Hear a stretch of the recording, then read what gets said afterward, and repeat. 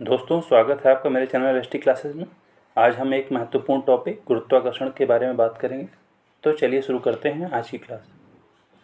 गुरुत्वाकर्षण दो पिंडों के बीच कार्य करने वाला आकर्षण बल होता है, जो पिंडों के द्रव्यमानों के गुणनफल के अनुक्रमानुपाती तथा उनके बीच की दूरी के वर्ग के व्युत्क्रमानुपाती होता है, जिसे हम इस समीकरण से देख सकते हैं।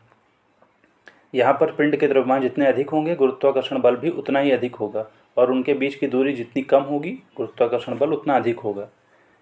इस समीकरण को हम कुछ इस प्रकार से भी लिख सकते हैं, F = G m1 m2 upon r square, जहाँ पे कैपिटल G हमारा सर्वात्रिक गुरुत्वाकर्षण नियतांक होता है, और इसकी वैल्यू की बात करें तो 6.67 × 10⁻11 न्यूटन मीटर स्क्वायर पर किलोग्राम स्क्वायर होती है।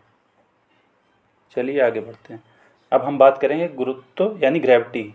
तो गुरुत्व वह आकर्षण बल होता है जो पृथ्वी अन्य पिंडों पर अपनी ओर आकर्षित करने के लिए लगाती है।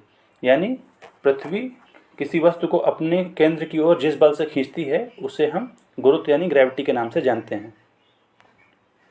पृथ्वी के गुरुत्व के कारण ही हमारे पृथ्वी पर वायुमंडल पाया जाता है, क्योंकि पृथ्वी के गुरुत्व के कारण जो वायुमंडल के कण हैं वो पृथ्वी को छोड़कर बाहर नहीं जा पाते, जिससे कि हमारे वायुमंडल का निर्माण होता है।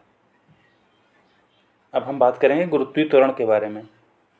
तो गुरुत्व के कारण जो त्वरण उत्पन्न होता है उसे हम गुरुत्वीय त्वरण कहते हैं। इसे हम स्मॉल g से डिनोट करते हैं, और इसकी वैल्यू की बात करें तो 9.8 मीटर प्रति सेकंड स्क्वायर होता है।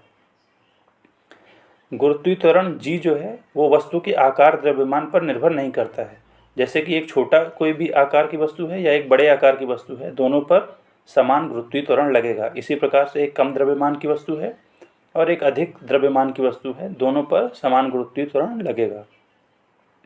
गुरुत्वीय त्वरण को प्रभावित करने वाले 3 प्रमुख कारक हैं, जिनमें से अगर हम बात करें तो ऊंचाई या गहराई है। जैसे कि हम पृथ्वी के ऊपर जाते हैं या नीचे जाते हैं तो हमारा गुरुत्वीय त्वरण प्रभावित होगा। इसी प्रकार से अक्षांश है, यानी जो पृथ्वी का अक्षांश है वो भी गुरुत्वीय त्वरण को प्रभावित करता है। जैसे अगर हम ये देख लें पृथ्वी है, तो अगर हम ये हमारा जो है इक्वेटर है यानी भूमध्य रेखा है, ये इसको 0 डिग्री अक्षांश बोलते हैं। इसी प्रकार से ये 23.5 डिग्री नॉर्थ हो जाता है, ये 23.5 डिग्री साउथ हो जाता है। तो ये अक्षांश भी जो हैं ये गुरुत्वीय त्वरण को प्रभावित करते हैं। तीसरे कारक की बात करें तो वह पृथ्वी का घूर्णन है, यानी पृथ्वी के जो अपने अक्ष के परितः घूमती है, तो वो घूमने की गति भी जो है गुरुत्वीय त्वरण को प्रभावित करती है। अब हम जी के मान में परिवर्तन देखें कि किन किन परिस्थितियों में जी के मान में परिवर्तन होता है। जैसे हमने देखा था कि पृथ्वी की सतह से ऊपर या नीचे जाने पर जी के मान में परिवर्तन आता है। तो अगर हम पृथ्वी की सतह से ऊपर जा रहे हैं या नीचे जा रहे हैं, दोनों ही परिस्थिति में हमारा जी का मान जो है वो घटता है। यानी अगर हम ये पृथ्वी की सतह पर हैं और यहाँ से हम ऊपर जा रहे हैं या फिर यहाँ से हम नीचे आ रहे हैं, दोनों ही सतह में जो जी का मान है वो घटेगा। और हम देखें तो जी का मान पृथ्वी के ध्रुव पर अधिकतम होता है। यानी अगर हम पोल पर हैं तो हमारा जी की वैल्यू, अगर हमारी पृथ्वी है तो ये हमारे पोल हैं, यहाँ पर हमारा जी का मान हमें अधिकतम प्राप्त होगा। इसी प्रकार हम तीसरा पॉइंट देखें तो जो विषुवत रेखा होती है इक्वेटर, ये यहाँ पर हमारा जी का मान न्यूनतम होता है।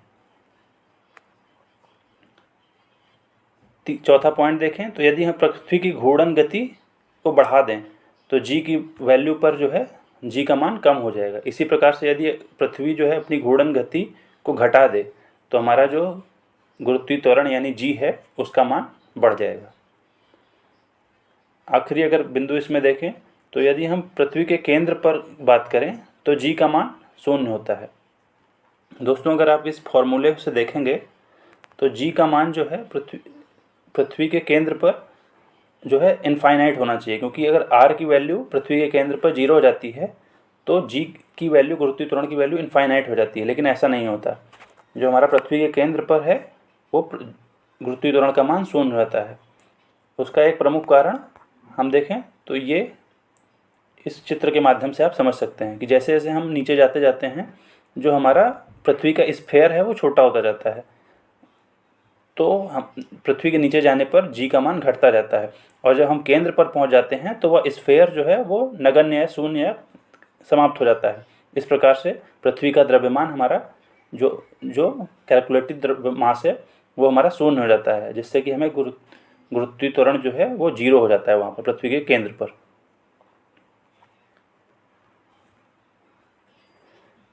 यहाँ पर एक इम्पॉर्टेंट पॉइंट आप समझ सकते हैं कि जब लकड़ी तथा स्टील की गेंद को हम निर्वात में एक साथ नीचे गिराते हैं तो दोनों गेंद एक साथ पृथ्वी पर पहुँचती हैं। तो इसे हमने देखा था कि जो पृथ्वी के गुरुत्वीय त्वरण है वो वस्तु के आकार और द्रव्यमान पर निर्भर नहीं करता। तो वह ये पॉइंट उसी बात को बता रहा है कि अगर हम चाहे लकड़ी की गेंद हो या स्टील की गेंद हो, अगर हम उसे निर्वात में एक साथ नीचे गिराएंगे तो दोनों गेंद एक साथ पृथ्वी पर गिरेंगी। इसका कारण यही है कि जो गुरुत्वाकर्षण बल है वो वस्तु के आकार और द्रव्यमान से मुक्त होता है, यानी आकार और द्रव्यमान पर निर्भर नहीं करता है। अब हम आगे लिफ्ट में देखेंगे कि पिंड का भार कैसे कार्य करता है। अगर लिफ्ट ऊपर की ओर जा रही है तो लिफ्ट में स्थित जो पिंड होगी यानी वस्तु होगा उसका भार बढ़ा हुआ प्रतीत होगा। आप भी देखते होंगे जब आप लिफ्ट से ऊपर जा रहे होंगे तो आपका जो वेट है वो कुछ बढ़ा हुआ प्रतीत होता होगा। ऐसे ही जब लिफ्ट नीचे की ओर आती है तो लिफ्ट में स्थित पिंड का भार घटा हुआ प्रतीत होता है। यदि नीचे उतरते समय लिफ्ट की डोरी टूट जाए तो मुक्त पिंड की भांति जो है नीचे गिरता है। ऐसी स्थिति में पिंड का भार शून्य हो जाता है। यानी अगर लिफ्ट में डोरी टूट जाए तो जो पिंड का भार है वो शून्य हो जाएगा और इस समय पिंड जो है वो भारहीनता का अनुभव करेगा। यदि लिफ्ट नीचे उतरते समय लिफ्ट का जो त्वरण है वो गुरुत्वीय त्वरण यानी स्मॉल g से अधिक हो जाए, ऐसा तब होगा जब लिफ्ट का गति बहुत अधिक है, तो उस समय जो लिफ्ट का त्वरण होगा वो गुरुत्वीय त्वरण से भी अधिक हो सकता है। तो इस स्थिति में क्या होगा कि जो लिफ्ट में ऑब्जेक्ट रखा हुआ है वो फर्श से उठकर ऊपर छत पर जाकर टकरा जाएगा। तो यह एक स्थिति है कि जब लिफ्ट का त्वरण गुरुत्वीय त्वरण से भी अधिक हो जाता है तो उसका पिंड उठकर ऊपर छत से टकरा जाता है। और इसमें एक पॉइंट की बात करें, कुछ इंपॉर्टेंट पॉइंट्स की बात करें तो जैसे कि हम गुरुत्वीय त्वरण की देखें तो चंद्रमा पर गुरुत्वीय त्वरण जो है वो पृथ्वी के गुरुत्वीय त्वरण के 1/6 होता है। जैसे हम जानते हैं कि पृथ्वी पर गुरुत्वीय त्वरण 9.8 मीटर प्रति सेकंड स्क्वायर होता है। इसी प्रकार से जो चंद्रमा पर गुरुत्वीकरण है वो घटकर मात्र 1.625 मीटर प्रति सेकंड स्क्वायर रह जाता है, जो कि पृथ्वी के गुरुत्वीय त्वरण के लगभग 1/6 होता है। इसी प्रकार से यदि हम बुध ग्रह की बात करें तो वहाँ पर गुरुत्वीय त्वरण 3.7 मीटर प्रति सेकंड स्क्वायर रह जाता है, जो कि चंद्रमा से तो अधिक है लेकिन पृथ्वी से गुरुत्वीय त्वरण से कम होता है। यह पृथ्वी के लगभग 2/5 भाग के बराबर होता है। तो दोस्तों आज की क्लास में इतना ही। यदि आपको क्लास अच्छी लगी हो तो चैनल को सब्सक्राइब जरूर करें और सपोर्ट बनाए रखें। थैंक यू, धन्यवाद।